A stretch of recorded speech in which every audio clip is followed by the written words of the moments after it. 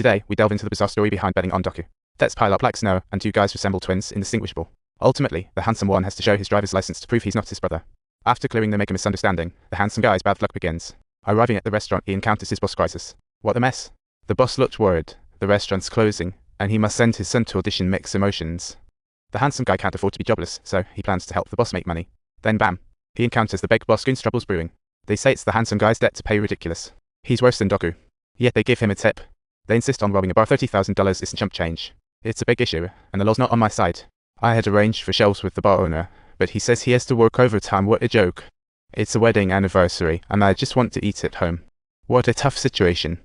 The handsome guy bravely chooses his wife, but when he gets home, he finds his mother-in-law glued to her show. I bet the wife is out partying again, and this time, there's no turning back.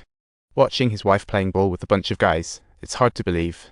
The handsome guy is thinking, this is a blatant betrayal.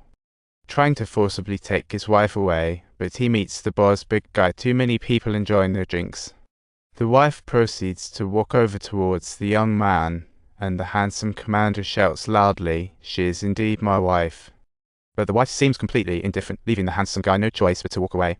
What a sad anniversary. It's hard to imagine a more frustrating scene. Home, packing, kids asleep. She leaves the house, hops on the subway, and lands in the bustling streets of New York, vowing to make a name for herself here. She's determined to make it big, and money is just waiting for her here. She finds a cheap little motel on the street, and while strolling around, she uncovers a golden opportunity. In the window, two models in tight dresses catch her eye like a moth to a flame, so mesmerizing. The servers at the Korean restaurant start playfully changing outfits, and the results are completely unexpected. The style hits just right. You can see everything you want, yet it feels like you see nothing at all. This leaves the guys feeling over the moon.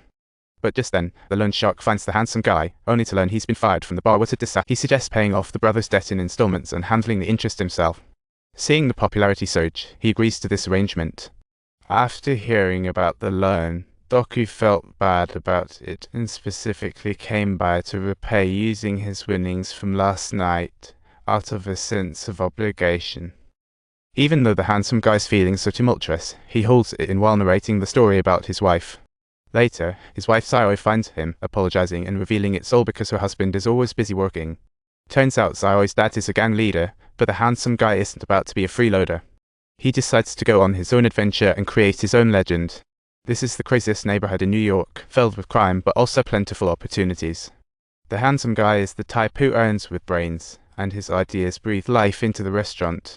Opportunities arrive once more as he encounters Old Baldy and his workers. Old Baldy envies the handsome guy's smarts, yet struggles to get paid on time from the capitalists.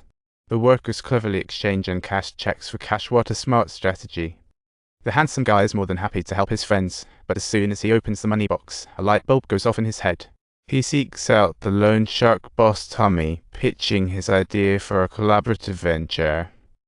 Even though the scale of the deal is too big, Tommy still decides to introduce him to his behind-the-scenes boss Ruddy.